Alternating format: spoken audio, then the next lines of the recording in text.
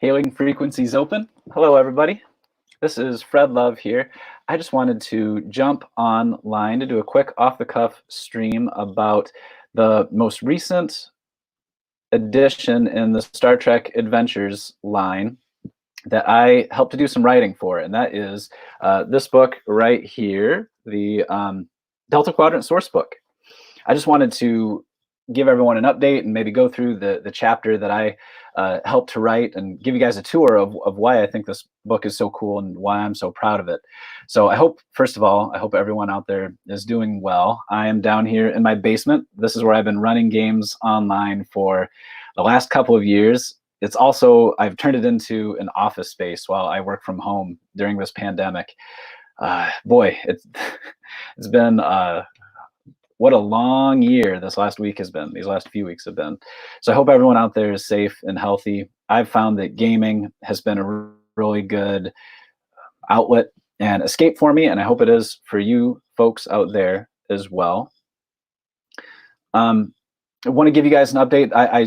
This last weekend, I streamed the first session of my Star Trek Explorers campaign. That's an original series era Star Trek Adventures campaign with a couple of my buddies. We're going to stream the follow-up episode, the second episode of the campaign, this Saturday night. So check out my YouTube profile, my YouTube channel, to watch the first episode and get caught up, and hopefully you can join us for the second one as well. So I'm going to share my screen as I begin talking about the Delta Quadrant Sourcebook. And I don't want to show you too much of the insides because I think Modifius might get upset with me about that. And I want you guys to buy the book because I really think this is a tremendous product, and I'm proud to have done some writing for it. Before I get started, I also want to mention that this is obviously a pretty difficult time for the publishing industry, especially the role-playing game publishing industry. Modifius, for instance, is not doing any shipments of physical orders, at least until May, because of the pandemic. So, but you can still order PDFs, and I highly encourage you to do that, to get online, order some PDFs from your favorite RPG publishers. I think that can go a long way in helping them out to get through the financial difficulties that many of us are feeling nowadays. But let's talk about the Delta Quadrant Sourcebook for a little while. The contributions that I made to it are, I think, almost entirely in Chapter 5, which is the Encounters and Adversaries chapter. I want to go over just a couple of the highlights, the things that I think are pretty cool about this chapter. I'm going to bring up some notes here. It starts out with what they call encounter seeds, and I think I really enjoy writing these encounter seeds because I've always got more ideas than I know what to do with.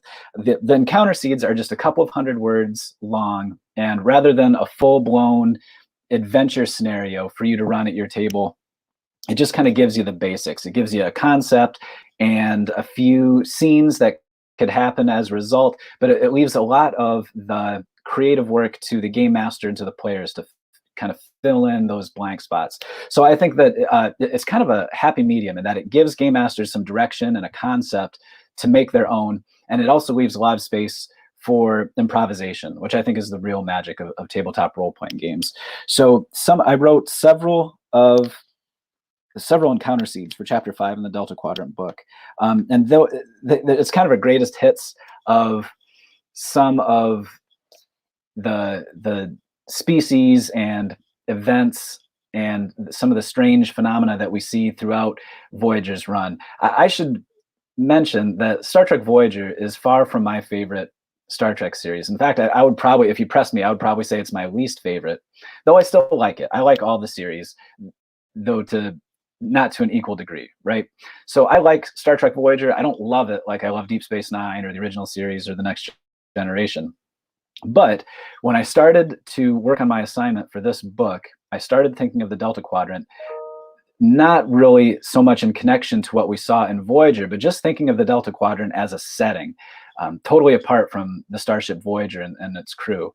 And when I started thinking of it just purely as a setting, I started to realize just how creative and wild a place the Delta Quadrant can be. And I got really excited to come up with my own stories in that particular part of the Star Trek universe. You know, the Alpha Quadrant and the Beta Quadrant are where we see the bulk of the action take place on televised Star Trek. But the Delta Quadrant, a lot of it's kind of a blank slate that I think gaming groups can make their own. And there's some really imaginative stuff that happens there.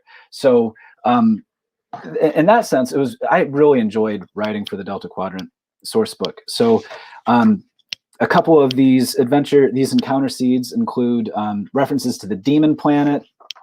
I've got one of the encounter seeds is called Mortal Kombat. I worked a reference into one of my favorite video game series. And that's all about the Senkatsi tournament, that episode where The Rock, of all people, guest stars in an episode of Voyager. So that gets a reference in here. There's also a reference to the Overlookers. There's references to Species 8472 and the Hirogen, all these, the Vidians, all these really cool elements that we saw in Voyager, you can have in your own game. I also want to mention the one in particular, which involves Anoraks, and I think a lot of people would mention Year of Hell as one of the high points of Star Trek Voyager's run, and I'd absolutely agree with that. The problem with that episode is Anoraks kind of learns his lesson at the very end and kind of resets the timeline, so he never creates that time ship, and he goes and spends more time with his wife, which is what he always really wanted anyway. So the events that we see in Year of Hell kind of become this alternate universe that maybe didn't really happen in the universe that we spend most of our time in Star Trek. So I had to I knew I wanted Anoraks to feature in one of these encounter seeds. So I kind of had to get creative and come up with a way to make that work. And so if you get a copy of the book and you go to the encounter seed titled Time Fugitive, you can see how I figured out how to work Anoraks into one of these stories without contradicting what we saw at the end of Year of Hell. After those encounter seeds, there's a bunch of NPC stat blocks, some of which are kind of generic. For instance, we've got like a Hirogen hunter and Hirogen technician that you can just kind of drop in as kind of background characters in a Delta Quadrant game. But there's also, I put together some named NPCs that are pretty cool. Like Anoraks is in here. I had a good time putting together statistics for Anoraks. There's also a really cool illustration of Mage Cullen, and he's got statistics in here too. We've got Okampa. We've got Malons and Overlookers, the Pendari Champion, which would be a good stat block to drop into the Senkatsi encounter seed from earlier. And then there are a bunch of different Talaxians. Also Dinara Pell, who is the scientist, the doctor that gave the holographic doctor, the nickname Shmulus. And she's one of the good guys, a Vidian good guy, who wanted to heal her people. And so there's a cool illustration of her and some stat block, and a stat block for her as well, some Voth. And then there are some not characters, but more like spatial phenomena, like the Maw of Bliss, photonic life forms. And I didn't come up with those statistics, someone else did, but they're included in this chapter, and I think those would be some really cool encounters for your Star Trek game.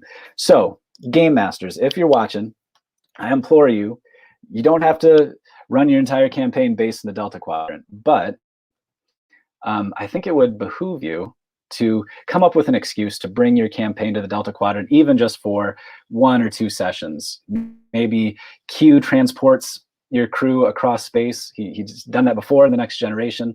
Maybe it's just a freak wormhole or some kind of spatial phenomenon that brings them into the Delta Quadrant. Maybe it's the caretaker, and they can find a shortcut back. You don't have to spend the entire campaign in the Delta Quadrant if you don't want to, but I think it's a really vibrant setting. It's a great place to run a campaign there, or just a session or two. I really do think it's one of the wildest corners of the Star Trek universe. And so pick up this book if you get a chance. I think you'll like it. I'm really proud of it. Also, just wanted to close up here and remind everyone that the next session of Star Trek Explorers is going to go up Saturday evening. And so please tune in and let me know what you think of that. Once again, I hope everyone's doing well. I wish you all the best, and thanks for watching. Hailing frequencies closed.